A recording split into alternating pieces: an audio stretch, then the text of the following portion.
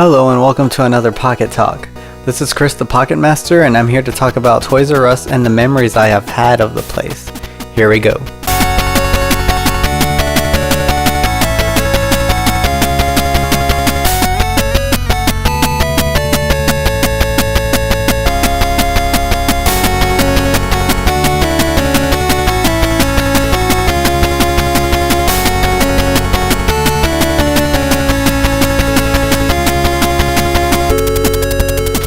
Toys R Us was a place that was and will always be in my heart because it was the place where I first saw the Neo Geo Pocket.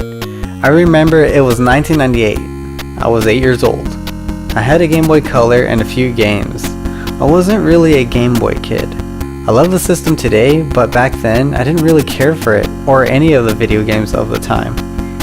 I was always hungry for the horizontal design systems like the Atari Lynx and the Sega Game Gear. But my mom refused to buy me them because they were too expensive. So I was losing my interest for video games when I was about 8 years old. However, one day my parents took me to Toys R Us and I saw the Neo Geo Pocket for the first time ever. I thought it was another Sega console or something like that because Sonic was on it.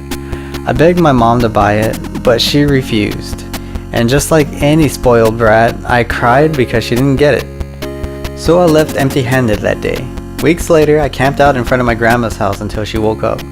The reason I went to my grandma's place was because she spoiled me and gave me everything I ever wanted all the time.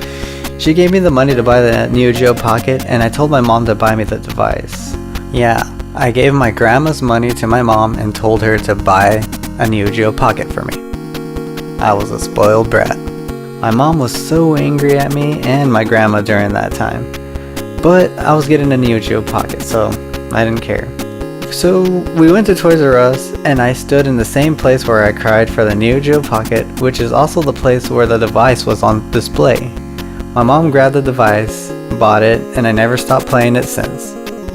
Since Toys R Us is going out of business, or is out of business depending on when this video is uploaded, I went to the same Toys R Us store where my Neo Geo Pocket was purchased. I stood at the same spot where my spoiled ass cried. This is where they sold the Neo Geo Pocket on display. They had Sonic up here. Can you believe that? They had Sonic, they had Magic Millennium right here. This is where I cried. This is where I cried for the Neo Geo Pocket. Right here. And I was looking at Sonic up there. Yep. This is where I cried. Aside from buying the Neo Geo Pocket, I also eventually got a Sega Game Gear in 2001.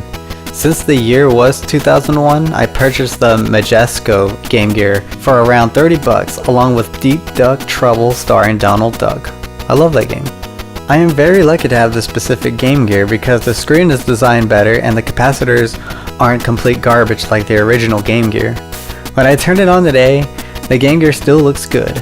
However, since it has been through the kid version of me, it has received a significant amount of scratches. I really want to replace the protective lens on it so bad. In the early 2000s, I used to watch this show called Jackie Chan Adventures. I found out in a gaming magazine that a Jackie Chan Adventures game was coming out for the Game Boy Advance. It was a very expensive game, running around $59.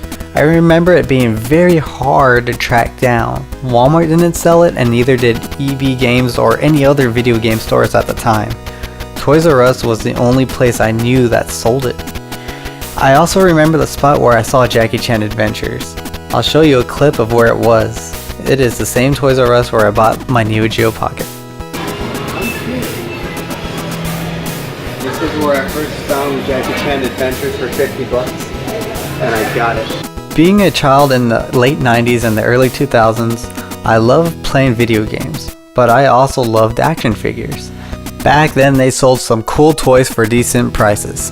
My favorite action figures were the X-Men vs Street Fighter and Marvel vs Capcom toys. I enjoyed playing with them so much as a child. I remember Toys R Us would sell 2 characters for like $10. It was weird how they would pair these characters sometimes.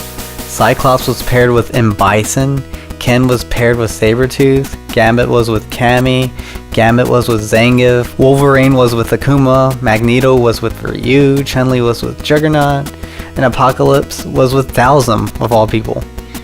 I swear back then I saw Gambit paired up with everybody. He was paired up with Ken, Cammy, Ryu, Akuma, and even other X-Men characters. There's even proof out there that X-Men characters were paired together with other X-Men characters. Like there's pictures on the internet. It was weird. Toys R Us also, they sold Marvel vs. Capcom toys, and the pairing of the Marvel and Capcom characters was a bit more concise. It's just crazy to think that Toys R Us isn't going to be here anymore. When I went back over there, I saw the prices of the action figures, and they were super expensive. There were Kingdom Hearts toys for about $30. They didn't even look fun for a child to play with, so I thought it was a ripoff. However, a lot of toys there look great, but I guess kids today rather play with their smartphones, tablets, video games, or other electronics. It's a shame, because action figures promoted creativity in a way electronics couldn't. I would go more in depth about how action figures promotes creativity, but that's another video of itself. Anyways guys, thanks for watching. This is Chris the Pocket Master, signing off.